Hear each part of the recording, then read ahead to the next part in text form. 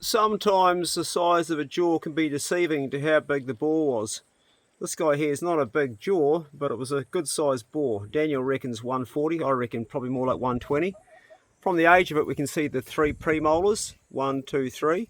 And at the back we've got the serious bit of decay going on, but we've got the 1, 2, 3. So it's a 3-year-old pig, the third one just below the cusp, so maybe 2.5 to 3-year-old pig. He's got new holes in him. That's a new one there. The back end's got holes. There's one on his ass. Come here, Pace. I want to look at the one under your chin that probably would have got your collar if we had... Oh, I'll see what up. Way you go, Johnny. You knocked the phone out of me. There's one under here. There's a rip too. Yes, he's healed up pretty good. He's got one there and he's got some down below too. And in the shoulder. Anyway. Black Betty, well, she surpassed my wildest dreams on this trip. She went places where there weren't places to go. She made them. She absolutely handled the jandle. I haven't thrashed her so much as I have this trip, and I'm lucky I didn't break anything, but she was exceptional. We did a big mish. We were booked to stay in the Palmer Hut, which is at the confluence where the Palmer Stream meets the Clarence River.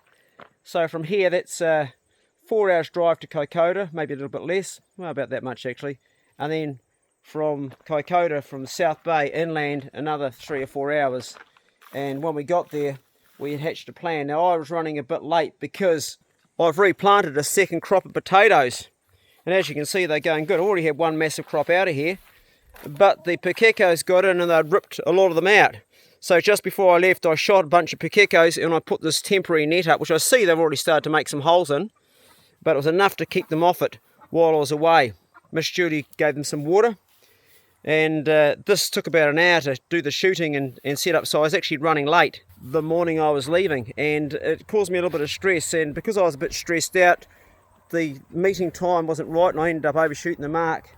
So the first night I was a little bit stressed, which wasn't a great start to the trip.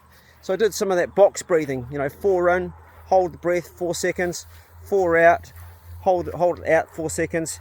And this is what I've been doing to relax myself when sometimes I get overexcited or I get anxious about things, and it really worked okay. And I thought I'm going to have a great night's sleep. Took the boxes off the truck, but the Poe was tied to the truck and the next one running away, and she pulled the truck all night. And at 2 o'clock in the morning, I said I was still awake. I put her in a different place and she ended up dragging the box around that I tied up with her. And then Johnny started barking at 4 AM in the morning. So the first night we got away to this hunt, I had probably 2 minutes sleep if I was lucky. Now I took young Daniel, who built this for me, not with me. I did a little bit, he did the guts of it. In fact, he did, virtually all of it. And last year I shouted on this trip, and this year I shouted the trip too. Come on, Pope! Good dog. She got a bloody apple in her mouth. No. Good girl, come on, Pope. Just smiling. Come on, girl. Come on, you old girl. Now, taking her out of retirement was a bloody good move, because we didn't get just one pig, we got a couple, and both of them we wouldn't have got without her. Come on, girl, come on. You're not going to stop there. Pick 'em. Come on. Now, a year ago, I was there in the same place, and I had Nut. It was a really good top dog that came from Kim Swan. Little did I know Nut had liver failure. Get him behind, Johnny. And he was on his last legs that hunt, and he pulled up a really good black boar.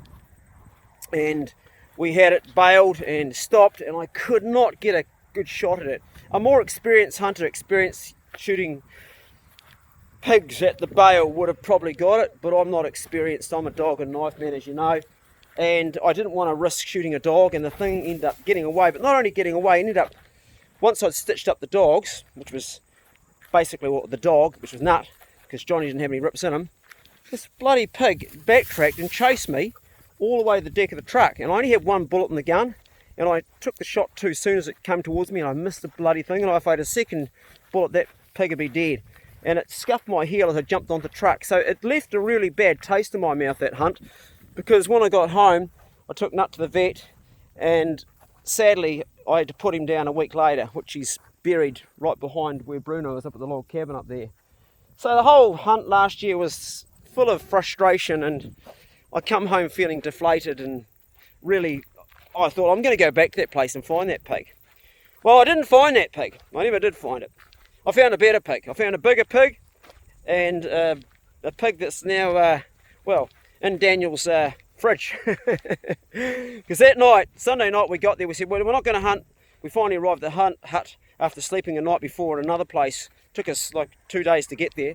And we're not going to hunt on Sunday because we've got a week and we won't be able to keep the meat that long. Well, we can, but it's a bit dodgy, you know, because we've got cooler boxes and we've got electric fridges and shit, but it's quite a lot of meat if you get too many animals too soon. But I couldn't help myself, and I hadn't been asleep the night before, and I was a bit antsy-pantsy, and I thought, no, I want to get out with the dogs. So I went up the confluence where it meets the Clarence. It's where the Palmer runs into it. Oh, hold on, I'm just going to switch this thing on here. Excuse me for a moment, I'll just switch my watch on. I'm just tracking my Ks, my walking Ks as well. Part of my health routine. Sorry, I digress. So it was dark and we went up this creek and it just had a feeling there was something up there. You know, you hunters know the feeling. You've got this kind of sixth sense that something's about. You don't know what it is, you can't put your finger on it. You can just feel that there's something around. And we've been hunting for a while and the dogs had found nothing and they weren't acting like there was anything around, but I could just sort of sense it. And so I hunted longer than I normally would, and as a result, because I was hunting with a flashlight, I couldn't put a GoPro on my head because it was growing dark, and I thought, normally I don't hunt in the dark because I don't shoot pigs at the bail generally, and I've only ever done it once with someone else, and I thought I don't want to get a bail up and be shooting a pig in the dark, so I'll get going. And just when I started to pull the pin, pace had taken off. So that sense that I'd had there'd been something around was right. There'd been a boar sneaking around us, and Pace had gone and found it with Johnny. Now, Johnny might have found it, Pace might have found it, I don't know. But I had Poe beside me, and next minute I hear this squeal, and I thought, that sounds like a boar. Boars have got a squeal, it's different to a sow. You hunters know what it's like. It's actually a higher pitch, and you don't get that sort of scoffing so much. Well, you do, but you can just, you know, if you know that sound. And I thought, that sounds like a boar. There's no telling how big it is. It could be a 50 pounder, it could be a 150 pounder. So, I had Poe with me, and God, I was glad I had her with me, because when I got there, Pace had a few holes in him. Johnny was barking, and this thing was loose, running around. I put my phone in my pocket, still running, so I got the audio, but I wasn't filming it because I needed both hands. But because I was expecting to go and hold it and flip it and stick a knife into it, I didn't have a bullet up the spout in the Magnum, and this pig turned around and looked at me. Poe grabbed it, and she pinned tight to the ear, and she held it. And Pace was on the ground. He'd been knocked up quite badly, and he was going to go back in, but he didn't look too flash.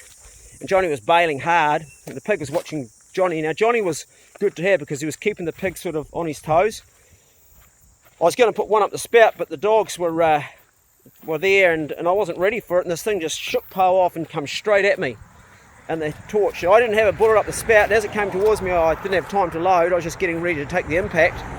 But Pace picked himself off the ground and he smashed it so hard in the back nuts, literally, and this pig spun around and put another hole in him and threw him a mile, and Poe come running back in again, but he flicked her off, and I've got one up the spout, and now he was looking at Johnny, who was barking hard at him, and I bared down on about 3 metres away, and I took a shot in the dark. Now, Poe in the dark doesn't shout very well. All you can see is the whites of her eyes, and I could just make out where she was, and I knew where Johnny and Pace were, and I got about a split second, so I shot this thing just in the back so it would drive through the chest and not shoot through, because a shoot through with a gun can kill a dog. You know, a bullet can come at the other side and kill it. And I put it in a place where there's enough mass I knew it wouldn't shoot through. And that's exactly what happened. As Poe was on the other side, sort of somewhere, but I couldn't be 100% sure it was 100% safe, but I knew that the bullet wasn't going to come out, and that was the main thing. And of course it didn't, and I was relieved when it didn't. But that pig was about to bolt or have a crack at Poe, and Poe's an old dog, so it dropped like a sack of spuds. It squealed, and the rest was history. It was a big pig, and I didn't have a long way to go. It was about 420 metres down to the riverbed, which 420 metres is not far. I mean, it's probably from here to that houseboat over there.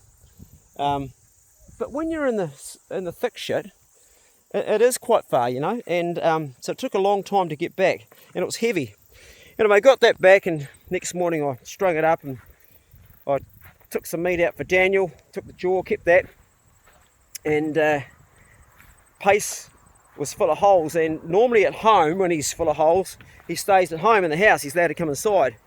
So he looked absolutely miserable, so I let him sleep in the truck that night, and he stayed in the truck for 3 or 4 days, and I'd take him out each day, and he'd hold his little paw up, and he was sore, and give him some water, and he slowly come right after day 5. He was looking perfectly. He'd stopped holding his paw up, he was running around on it.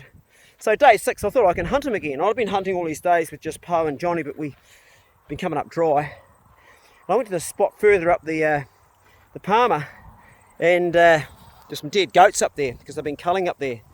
And Pace was running around fine, and him and Johnny had gone to the spot. It was the end of the day. We're just about stuffed. We did a whole day's hunting. It'd been pretty hot, and they looking for a pig, but they couldn't find it. And Poe ended up scenting, and when she's on. She knew there was a pig there, and she went up there, and Johnny followed her, and then he went in front of her, and either he stopped it, more likely him, or Pace. And this blue sow comes down the hill towards me with Johnny barking at it and Pace on the ear, and Poe, she was trying to keep up. I think she got there just as I got there. I grabbed it, gave it the knife, the rest was history. Whipped the guts out, 4.1 kilometres back to the truck with my rifle, my gear, and the pig on my back. It was a pretty hard carry back in the dark, but I was stoked. But when I got back to the truck, Pace was like, suddenly his paw was up again. He wasn't sore, he was like just looking at me, just want to get on the truck. So I put him in the truck. Next morning, get up, and Daniel says, look, it's going to be rain today. I think we should get out of here. I don't want to go. I want to stay a couple more days, but he reckoned we might not get out in this one place, which we actually would have got out in hindsight, but that's okay. Pace was running around, he was fine. So I thought, well, I'll stick him in the dog box. And I went to stick him in the dog box. He'd been running around fine, and he looks at me and he's like this, holding his paw up. And I know what you're doing, mate. He works out if he's injured. The trouble was this time he was holding up the left paw, and it was his right paw that was injured. I said, you got the wrong leg, mate, you hurt the other one. And almost as if he was reading my brain, I went to put him in the dog box, he then holds up the other one, like almost he's reading my brain. It's like, come on, you taking the piss?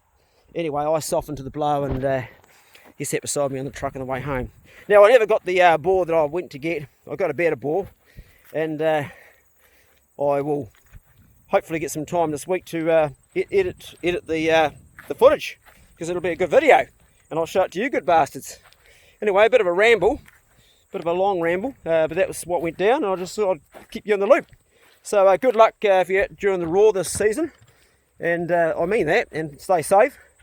And as it's still too hot really for hunting up here, I might try and sneak away this week if I get a cool day, if it's cool enough. I'll have a look at the weather. Just need 1 or 2 cool days, and we'll put maybe my canoe in the river and sail across to a place we can catch a pig where no one's been. That's my update. Be good, can't be good, be careful. Thank you very much for being a patron, and watch the space. There's going to be some cool stuff happening as the weather cools, and some new adventures from old Clay. Go steady, and we'll see you next one. See ya.